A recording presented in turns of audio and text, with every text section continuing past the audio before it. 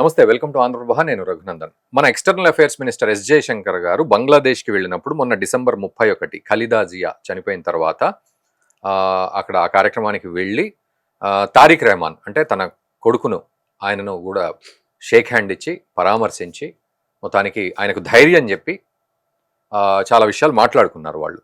ఇదొక ఎత్తు అయితే, సర్దార్ అయాజ్ సాదిక్ అతను పాకిస్తాన్కి సంబంధించిన అసెంబ్లీ స్పీకర్. సో ఆయనకు కూడా షేక్ హ్యాండ్ ఇచ్చారు ఎస్ జయశంకర్ గారు. షేక్ హ్యాండ్ ఇచ్చి మాట్లాడారు. నో నీడ్ ఆఫ్ ఇంట్రొడక్షన్ అని వారి మధ్యలో ఒక మాట వచ్చింది.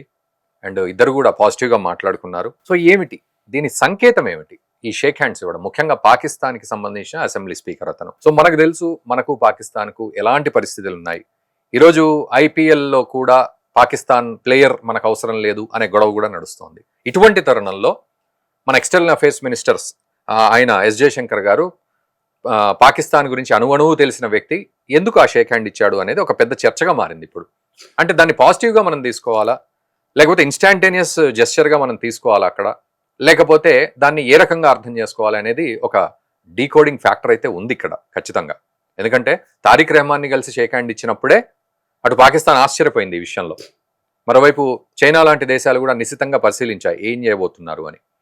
ఇటువంటి నేపథ్యంలో స్ట్రాటజికల్గా ఇది ఎటువంటి మూవ్ అనేది మనం మాట్లాడదాం. మనతో పాటు ప్రొఫెసర్ డాక్టర్ రవీందర్ రేనా గారు ఉన్నారు. వారిని అడిగి తెలుసుకుందాం. రవీందర్ రేనా గారు నమస్తే అండి, వెల్కమ్ టు ఆంధ్రప్రదేశ్. నమస్తే అండి ఆనందం గారు.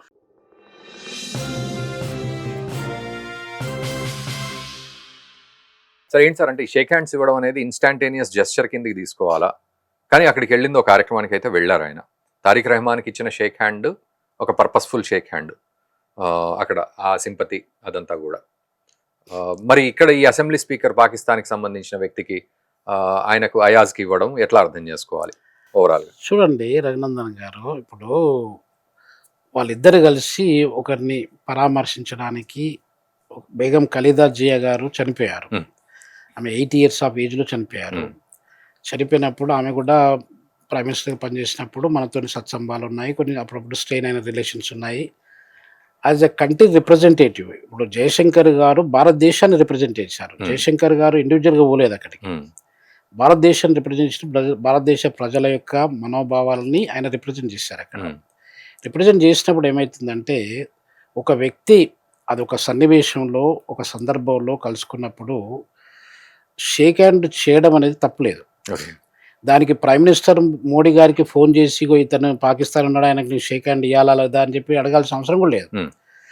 ఎంత డిప్లొమసీలో ఇప్పుడు ఒక పాయింట్ ఏంటంటే, ఇంకో రఘునందన్ గారు, ఇప్పుడు మన జయశంకర్ గారు ఆయన 30th of May 2019లో ఆయనే మినిస్టర్గా అపాయింట్ చేయబడ్డారు. దాదాపు ఇప్పుడు 6 years పైన ఆయన మినిస్టర్గా పనిచేస్తున్నారు. ఆయన అంతకంటే ముందు ఏం చేశారనంటే, ఆయన IFS officer, Indian foreign service officer. అంటే ఆయన త్రూఅవుట్ హిజ్ లైఫ్ కెరియర్ దాదాపుగా ఆయనే డిప్లొమాటిక్ మిషన్లో పనిచేశారు. చాలా దేశాలలో రకరకాల పొజిషన్స్లో ఆయన పనిచేశారు. అక్కడ పాయింట్ డిప్లొమసీ అంటే ఏంటంటే హ్యూమన్ రిలేషన్షిప్. హ్యూమన్ రిలేషన్షిప్ ఒక ఇండివిజువల్ హ్యూమన్స్ రిలేషన్షిపే కాకుండా ఇరు దేశాల మధ్యన, ఒక దేశానికి మల్టిపుల్ దేశాల మధ్యన సత్సంబాలను నెలకొల్పిన వాడే నిజమైన డిప్లొమాట్. సో దాంట్లో భాగంగా అదొక పాయింట్. అంటే మన సుబ్రహ్మణ్యము, ఈ యొక్క జయశంకర్ గారు మన ఫారిన్ మినిస్టరు, అది ఆయనకు సంబంధించిన, ఆయన కూడా దాదాపు 70 years ఆఫ్ ఏజ్. ఇప్పుడు మనము సర్దార్ అయాజ్ సాదిక్ని చూసుకున్నట్టయితే ఆయన కూడా డిప్లొమాటే. ఇప్పుడు ఈ మధ్యన పార్లమెంట్ స్పీకర్గా ఆయన అపాయింట్ చేయబడ్డాడు. అంతకంటే ముందు ఆయన యొక్క ప్రొఫెషన్ ఏంటి అని మనం చూసుకున్నట్టయితే, ఈ was a Pakistan ambassador to USA, ఈ was a Pakistan ambassador to United Nations, దాని తర్వాత Pakistan ambassador to China. So అలా ఆయన కూడా డిప్లొమాటిక్ మిషన్లోనే పనిచేశారు ఎక్కువ శాతం. ఇద్దరు డిప్లొమాట్స్ కలుసుకున్నప్పుడు ఈ పరస్పర ఇరు దేశాల మధ్య ఉన్నటువంటి విభేదాలని మర్చిపోయి షేక్ హ్యాండ్ ఇచ్చుకొని గ్రీట్ చేయడం అనేది మినిమం కట్టసి. దానిలో తప్పేం లేదు. ఇప్పుడు పాయింట్ ఏంటంటే, ఆ పాయింట్ని మనం ఎట్లా తీసుకుంటున్నాం రెండు దేశాల మధ్య. ఇప్పుడు మనం ఏమనుకుంటున్నాము, మొన్న అదేంటి లాస్ట్ ఇయర్ సెప్టెంబర్లో అక్కడ అండర్-19 క్రికెట్ జరిగినప్పుడు మనము పాకిస్తాన్ మీద ఫైనల్ మ్యాచ్లో దుబాయ్లో మనం విన్ అయ్యాం. సూర్యకుమార్ యాదవ్ వీళ్ళందరూ కూడా దాంట్లో కెప్టెన్ ఉండి జనరల్గా షేక్ హ్యాండ్ ఇవ్వడంలో వాళ్ళు షేక్ హ్యాండ్ ఇవ్వద్దని చెప్పి డిసైడ్ చేసుకున్నారు, ఇవ్వలేదు కూడా.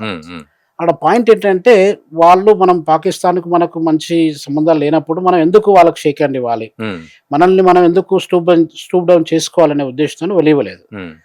అంటే అది వాళ్ళ వాళ్ళ పరస్పర వాళ్ళ యొక్క సంబంధాలు కావచ్చు, అప్పుడున్నటువంటి సిచ్యువేషన్లో ఇండివిజువల్స్ యొక్క ఇది కావచ్చు, వాళ్ళు చేశారు అలా అలా బైకట్ చేశారు. ఇప్పుడు మనకు విమెన్కు మధ్యన మనకు వాళ్ళకు పాకిస్తాన్ వాళ్ళకు మ్యాచెస్ జరిగినా కూడా మనం ఇవ్వలేదు. That is not a point. Point ఏంటంటే మనకు డిఫరెన్సెస్ ఉన్నాయి. డిఫరెన్సెస్ ఎప్పటి నుండి ఉన్నాయి?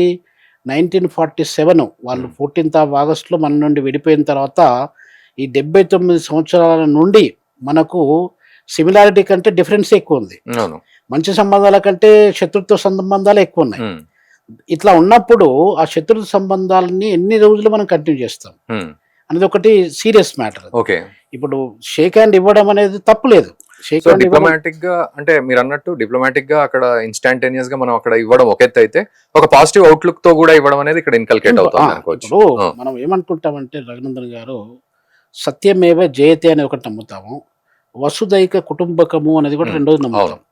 వసుదైక కుటుంబం అంటే అర్థం ఏంటి? ప్రపంచంలో ఉన్నటువంటి అంత ప్రజలు అందరూ కూడా మన కుటుంబానికి సంబంధించిన వాళ్ళు.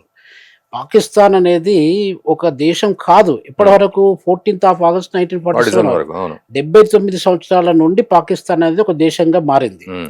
79 సంవత్సరాల కంటే ముందు పాకిస్తాన్ అనేది భారతదేశంలో ఇంటిగ్రల్ బాడీ, ఇంటిగ్రల్ పార్ట్, ఏదో ఒక రాష్ట్రం లాగా మనకు ఒక పార్ట్గా ఉంటుండేది. అలాంటప్పుడు పాకిస్తాన్ను మనము షేక్ హ్యాండ్ ఇవ్వడంలో తప్పు అసలు లేదు. రెండో విషయం ఏంటంటే, ఈ షేక్ హ్యాండ్ ఇవ్వకుండా బైకాట్ చేస్తూ ఎన్ని రోజులు మనం బతుకుతాం అనేది ఇంపార్టెంట్. ఇప్పుడు పాకిస్తాన్ అనేది పాకిస్తాన్ కానీ, చైనా కానీ, శ్రీలంక కానీ, నేపాల్ కానీ, బంగ్లాదేశ్ కానీ, ఇవన్నీ కూడా మనకు పర్మనెంట్ నైబర్స్. ఈ రోజు వచ్చారు, రేపు వెళ్ళిపోతారు, వాళ్ళతో మనకు సంబంధం లేదు, వాడు వెళ్ళిపోతాడు, ఇవన్నీ ముఖం కూడా నేను చూడను అని అనుకోవడానికి లేదు. ఇక్కడ పర్మనెంట్ నైబర్స్ కాబట్టి వాడితో అవసరం మనకుంటుంది, మన అవసరం వాడికి ఉంటుంది. ఉన్నప్పుడు ఏం చేయాలంటే, మనకి ఏమైనా డిఫరెన్సెస్ ఉన్నట్టయితే ఆ డిఫరెన్సెస్ని క్లియర్ చేసుకోవడానికి ప్రయత్నం చేసుకుంటాం. ఇప్పుడు మనకు ఇంకొక విషయం ఏంటంటే రఘునందన్ గారు, 2008 November 26 రోజు మనకు పాకిస్తాన్లో ఉన్నటువంటి టెర్రరిస్ట్ ఒకడు వచ్చి మన తాజ్ హోటల్ మీద అటాక్ చేసి 166 మందిని చంపేశారు. అప్పటి నుండి ఇప్పటి వరకు, ఇప్పుడు మళ్ళీ మనకు లాస్ట్ ఇయర్ పహల్గామాలో 22nd April 2025లో పహల్గామాలో మన టూరిస్టుల మీద దాడి చేసి దాదాపు 26 మంది టూరిస్టులను చంపేశారు. ఇలా చంపేసిన తర్వాత మనము ఆపరేషన్ సింధూర్ను స్టార్ట్ చేసి May 2025లో దాదాపు 4 days పాటుగా మనము వాళ్ళ మీద యుద్ధం చేసినాము, వాళ్ళు మన మీద యుద్ధం చేసినలో రెండు దేశాలకు లాభము నష్టం జరిగిపోయింది. అయితే ఇప్పుడు 2008 నుండి ఇప్పటి వరకు మనకు ఎట్లాంటి డిప్లొమాటిక్ రిలేషన్స్, డైలాగ్స్ అనేది జరగలేదు. సో ఈ యుద్ధ వాతావరణము మనం వాళ్ళని హేట్ చేయడం, వాళ్ళు మనల్ని హేట్ చేయడం జరుగుకుంటూ వస్తుంది తప్ప, వాళ్ళు మనం ఒకటే ప్రజలం. వాళ్ళకు మనకు ఇప్పుడు వాళ్ళని చూస్తే మనము ఒక్కోసారి, ఇప్పుడు సౌత్ ఆఫ్రికాలో నేను చాలా సంవత్సరాలు పనిచేసినప్పుడు చాలామంది బంగ్లాదేశీయులు, చాలామంది పాకిస్తాన్లు అక్కడ ఉంటారు. అక్కడ ఉండి వాళ్ళు ఎలా కనిపిస్తారు? మనలాగానే కనిపిస్తారు, భారతీయులాగానే కనిపిస్తారు ఎక్కువ శాతం. కనిపించినప్పుడు వాళ్ళు చాలా మంది చెడు చేసే వాళ్ళు కూడా మేము భారతీయులం అని చెప్పుకున్న వాళ్ళు ఉన్నారు. ఎందుకంటే భారతదేశాన్ని బ్లేమ్ చేయడానికి. సో అది అక్కడ పాయింట్ కాదు. అది ఇప్పుడు ఏ దేశమైనా కూడా మనం మనుషులం ఒక దేశ ఇమేజ్ని రిప్రజెంట్ చేసినప్పుడు నువ్వు ప్రౌడ్గా నీ కంట్రీని పేరు చెప్పుకున్నట్లయితే నువ్వు నిజమైన కంపాట్రియేటివ్, నిజమైన సిటిజన్ అనేది నీకు గుర్తింపు వస్తుంది. నీ మనసు కన్నా వేరే వాళ్ళ మెప్పు కొరకు కాదు. నీ మనసులో ఉన్నప్పుడు నువ్వు పాకిస్తాన్ అయితే నువ్వు పాకిస్తాన్ అని చెప్పుకో, ధైర్యంగా చెప్పుకో, గర్వంగా చెప్పుకో. నువ్వు ఇండియన్ అయితే ఇండియన్ నువ్వు గర్వంగా చెప్పుకో. అక్కడ జరిగిన సందర్భాలు చాలా, అంటే ఇప్పుడు పాయింట్ ఎక్కడ వస్తుందంటే రఘునందన్ గారు, ఇప్పుడు మనకు ఒక దేశంకు ఇంకొక దేశంకు పరస్పర సంబంధాలు, పర్టికులర్ నైబర్స్కు ఒక మధ్య మంచి సంబంధాలు ఉంటాయనే ఎప్పుడైనా కూడా రెండు దేశాలకు మంచి. పాకిస్తాన్ మొన్న వీడియోలో ఎస్ జయశంకర్ గారు ఐఐటి మద్రాస్లో వీడియోలో చెప్తూ ఉన్నారు, పిల్లలు అడిగిన దానికి ఏమంటారంటే, unfortunately we have bad neighbour. West కి చూసుకుంటే అంటే పాకిస్తాన్ ని మెన్షన్ చేశారు ఆయన. అంటే పాకిస్తాన్ అనే మాట మాట్లాడకుండా unfortunately we have bad neighbour అని చెప్పి. వీ హ్యావ్ బ్యాడ్ నైబర్స్ అని ఒక కంట్రీ చెప్పొచ్చు. ఇప్పుడు మనకు చైనా కూడా బ్యాడ్ నైబర్ అనుకోవాలి. సో ఈ రకంగా చూసుకున్నట్టు neighbours, Bangladesh is also neighbour. So ఈ రకంగా బ్యాడ్ నైబర్స్ ఉన్నారు మనకి. బ్యాడ్ నైబర్స్ ఉన్నా కూడా బ్యాడ్ నైబర్స్ ను మనము ఏ రకంగా మనం అది చేసుకుంటాం? డిప్లొమసీతోని.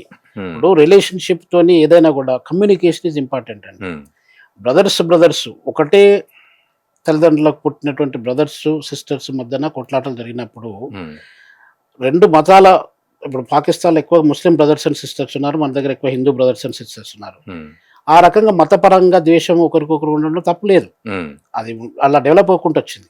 ఆ డెవలప్ అయిన దాన్ని మనము ఒక సామరస్యపూర్వకంగా మనం దాన్ని ఆ యొక్క డిఫరెన్సెస్ సెటిల్ చేసుకొని ఒక డైలాగ్ ద్వారా, ఒక మీటింగ్ ద్వారా చేసుకున్నట్టయితే బాగుంటుంది ఇరు దేశాలకు. ఇప్పుడు పాకిస్తాన్ మనకంటే చాలా చిన్న దేశం కావచ్చు, ఏరియా పరంగా కానీ, ఎకనామీ పరంగా కానీ, పాపులేషన్ పరంగా కానీ. పాపులేషన్లో చూసుకున్నట్టయితే పాకిస్తాన్ మన దగ్గర, ఇప్పుడు మనకు ఉత్తరప్రదేశ్ స్టేట్ ఉందండి. ఉత్తరప్రదేశ్ స్టేట్లో దాదాపు 26-27 కోట్ల జనాభా ఉంది ఉత్తరప్రదేశ్ రాష్ట్రంలో మాత్రమే. పాకిస్తాన్ మొత్తం మీద 27 కోట్ల జనాభా లేదు ఇంకా.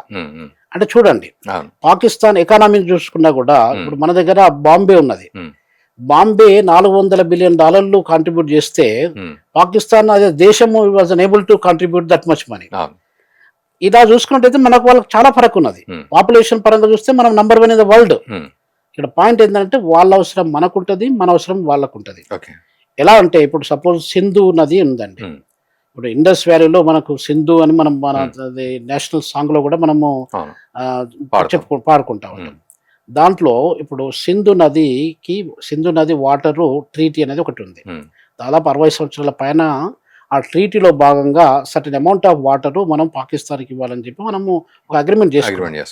అగ్రిమెంట్ లో ఇప్పుడు పహల్గామ్ అటాక్ తర్వాత ఆ టెర్రరిస్టులు వాళ్ళు మనల్ని అటాక్ చేసినందుకు చెప్పి దాని వాటర్ ని మనం క్యాన్సిల్ చేసుకున్నాం, అది పుట్ ఆన్ హోల్డ్ చేసాం.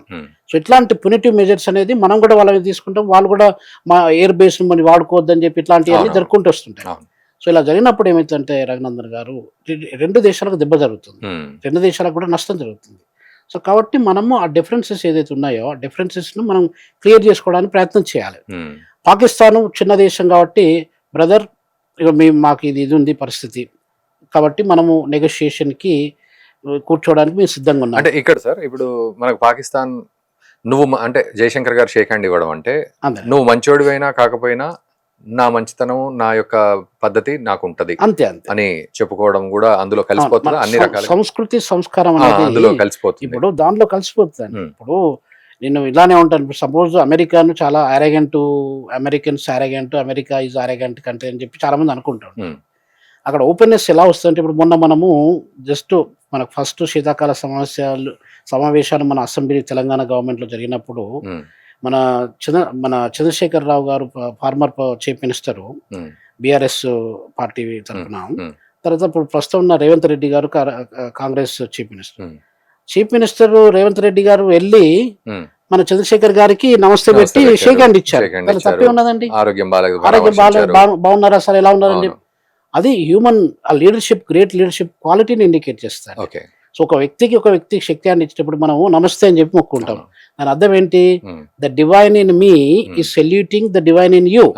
మీరు డివైన్ గా ఉన్నప్పుడు నేను మిమ్మల్ని డిస్రెస్పెక్ట్ ఎందుకు చేస్తాను?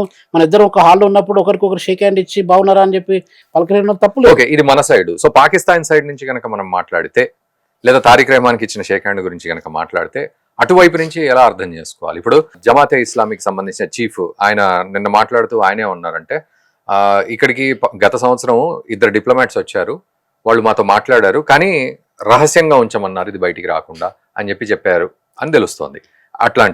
ఇట్లాంటి షేక్ హ్యాండ్స్ చూసినప్పుడు మరి ఆ దేశాలు ఎలా రిసీవ్ చేసుకున్నట్టుగా అర్థం చేసుకోవాలి? ఇప్పుడు అతను ఇప్పుడు పాకిస్తాన్ లో ఉన్న ఆయన కూడా డిప్లొమాట్ అని అనుకున్నాం మనం. ఇద్దరు డిప్లొమాట్స్ కలుసుకున్నప్పుడు ఓపెన్ గా ఒక హ్యూమన్ బీయింగ్, ఒక జెంటిల్మెన్ లాగా మాట్లాడుకోవడం కానీ షేక్ హ్యాండ్ ఇవ్వడం కానీ చేశారు.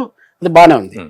దీన్ని మనం ఎలా టర్న్ చేసుకోవచ్చు, దీన్ని మనం ఎలా దాన్ని ముందు ఇప్పుడు 2026 ఇయర్లో ఎలా దాన్ని ముందుకు తీసుకెళ్లొచ్చు చూసినట్టయితే, ఈ రెండు దేశాల మధ్య ఒక డైలాగ్, పరస్పర సంబంధాలని మెరుగుపరచుకోవడానికి ఒక డైలాగ్ను మనం ఎస్టాబ్లిష్ చేసుకోవడానికి యూజ్ చేసుకున్నట్టయితే ఇంకా బాగుంటుంది. ఇప్పుడు సపోజ్ వాళ్ళకు వాటర్ అవసరం, వాటర్ లేకుండా ఎవరు సఫర్ అవుతున్నారు? అక్కడ ఆసిఫ్ మునీరు మన ఆర్మీ జనరల్ కాదు, పాకిస్తాన్ ప్రైమ్ మినిస్టర్ కాదు, ఎవరు కాదు, ఇప్పుడున్న అయాజ్ సాదిక్ కాదు, సామాన్య ప్రజలు సఫర్ అవుతున్నారు.